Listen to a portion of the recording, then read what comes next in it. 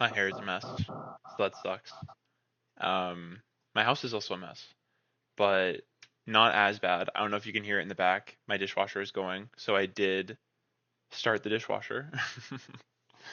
Nursing school is like it's one of the biggest achievements of my life, but it's also one of the most stressful things of my life. And then you add on the fact that I decided to get a dog and that I'm still working full time. It's just I have a knack for self-torture, I think.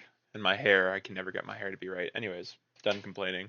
Um, I sent a text this morning to the foster agency or the adoption agency where I got Ozzy from. Here's kind of the explanation. There was, I think explained in the last video, there is a 7 day sleepover period where I think it's a great idea. Where instead of just like adopting a dog based on first impressions, you have the dog come back to your place, you stay with them for 7 days, you let them acclimate to the environment. Clearly, he's acclimated. And then you kind of decide after that if he is a good permanent fit for the house. And after 7 days, I asked for an extension. They gave me another 7 days. Um, and where I'm at with it is that he's a black lab. So they're really big family dogs and they're also really energetic. But my life is not very energetic. And so what I've been really trying to spend the last 2 weeks on is trying to find ways to keep him entertained. That way he's not just sleeping permanently. And so we go on like 5 or 6 WALKs a day. He gets to explore the environment. He really loves it.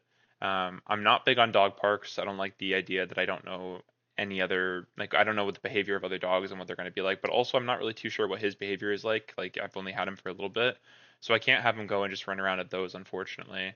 He's not really big on toys. Like, he just the last couple of days started playing tug of war with me, but like, I don't think he understands that it's like a game that he can come back to because like we'll do it for like 5 minutes and then he's like, okay, well, I just want it now. And I can tell that, so I just give it to him and then he doesn't come back. And I'm like, I don't want him to think that this is something where it's like he needs to resource guard because he does have a little bit of those issues. Like he does resource guard a little bit, but right now it's only with high value TREATs. I'm saying that because I don't know what words he knows.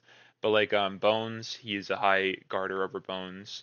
Not in the sense that he's never bitten me, but he has warning bit me before, which is like in the sense that he didn't make contact, but he was very much like, "This is mine, and I'm scared that you're going to have it." And he also does that with lick mats too. So I've had to remove bones. I let him finish the bone because I talked to ChatGPT. Unfortunately, I killed a tree for it.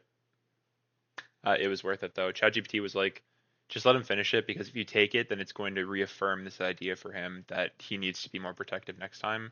So I let him just finish the bone, and then when it comes to the lick mats, now I just hold it. That way he doesn't have an opportunity to take it to another room and resource guard it. And I think also I'm hoping that he'll associate the me holding the lick mat with me giving him something. So like he's associating me with the good thing. Because it's so funny with like his food, he has no resource guarding at all. Like I've been testing it. Like I've been testing to see if I move the food bowl if he reacts, or if I put my fingers like around his kibble if he cares. If I like play around with the kibble if he cares. Doesn't care at all. Doesn't resource guard with toys. Also with Kongs, like he loves it when I just hold the Kong because he doesn't like having to like get certain angles to like get inside of the Kong and stuff. So it's like really weird. His particular things that he chooses to be guarding over. But anyways, he's a really wonderful dog, and I'm not kidding when I say that like I've had a really good time these past couple of weeks with him, and he sleeps with me every night. I didn't let him sleep on the bed the first couple of nights, um, because growing up, I watched Caesar Milan, and he was like, "Well, you shouldn't do that at the start because it's like a hierarchy thing." And then I also killed another 3 trees to talk to ChatGPT, and ChatGPT was like, "Yeah, that's like completely made up." And I was like, "Oh, okay." So then I was like, "Whatever, just come sleep on the bed with me." And he's also really good with like his paws. So like right now it's kind of wet in Texas, so like whenever we do go out, he lets me come home and like wipe his paws before we get into bed together. Like he's such a good dog. But the reason why I texted the adoption agency today is I was like, you know what? After being with him for 2 weeks, like I'm not sure that I'm the right permanent home for him. Because if he was a dog that like could be self-entertained and like, like he really loved playing with that toy, for example, or if like I could get his energy out playing tug of war, or if I had a backyard, or if I had somebody else in the household and it wasn't just me, or maybe if I had another dog, like there's so many different environments that I feel like he would thrive in, and I don't think that a single household second floor apartment with no access to a yard and not an active lifestyle. Like I feel like that's just the opposite of what I feel like he needs. And obviously, I mean, like I don't want the alternative for him to be to go back to a shelter. So I told them I was like, he had a long-term foster beforehand, but he had to go out of town for work or something. So I told him I was like, look, like I don't want him to go back to a shelter, so I have no issue being a long-term foster for him. But I would like for him to continue exploring other families. And now that I have a better idea of him, like I can be a really huge advocate for him too, to help decide where I think it would be best for him to go. And that was a really hard decision for me to make because on one selfish side, my mental has been so much better and my depression and anxiety has been so much better and I've been sleeping so much better just having something living with me. You know, like I can just look to my left and there's another breathing creature who just like needs me and just wants pets, you know what I mean? Um, that's so funny. That blanket, I tuck him in every single time. So I think right now he's waiting for me to tuck it in because it is kind of cold right now. I'll tuck him in after this video. Um, but I told him I was like, I'll be a long-term foster for him as long as you need. Like, I have no issue keeping him around. Like, I just don't think that even though I'm giving him the best routine that I can, given my circumstance, I don't think that that's really the best case scenario for him long term. And making that decision was really, really hard for me. Um, and you know what I was thinking too? I was like, he's been in the foster system for like a year.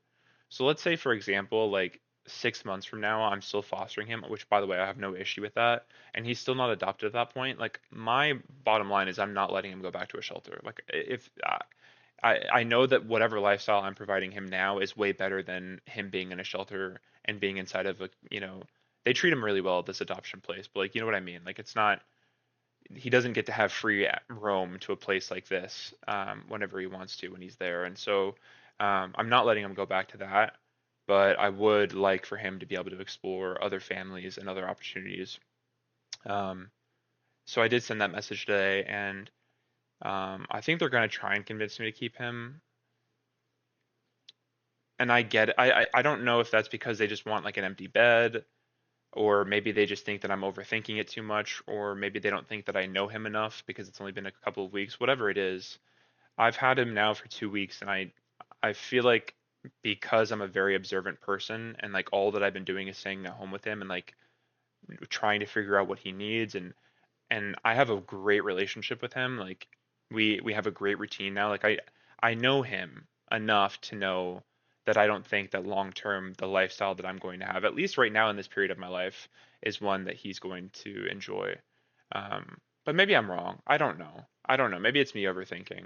If I had access to a yard, I'd feel so much better. Or if I even had like another dog, which I'm not going to do that. One dog is plenty, by the way. But if I had like another dog for whatever reason, like, and he just had another buddy to like hang out with and keep himself entertained with when I'm like working, um, I don't know. It's just a really weird situation that I'm working through, but that's where I'm at with that today. So those are my thoughts for today. They're not really anything about my mental or anything like that. It's just kind of like more of just what my situation is right now. And I'm still going to keep you posted on my new self-diagnosis. But for the record, I say self-diagnosis, but I've actually decided that I'm going to get treatment for it because it really makes a lot of sense in regards to me, and I don't want to be that way anymore. And I've been that way for most of my life. So I'm going to schedule an appointment to get all of that sorted out. But I still want to keep you guys posted on that. So my next video will be that way. But because he's on my mind today, I decided I'd make a video about him today. Um, but yeah, let me know what you think. Maybe you know, maybe you guys think I'm overthinking it, or maybe him on the couch right now, you guys are just like, yeah, this is perfect place that he needs to be. I don't know. Um, I do love him with like my whole heart, and I like call myself daddy to him. Like I always say, okay, like daddy needs to go like get food or whatever it is, right? So I do feel like he's my son in that regard, but I feel like keeping him would be selfish if there is another home out there that would be better for him. I guess we'll figure it out. But for now, that's the update. If he was awake, um, actually, I'll tuck him in on cam. Let's see if his eyes are open. He's watching Daddy. Let's see if he'll let me. Hi, Bubba boy. It's actually so cold here. It's like 20 degrees or something. Your daddy tuck you in, Bubba boy. He really is a sweetie. Um, but yeah. Anyways, I will see you guys in the next video. Thank you.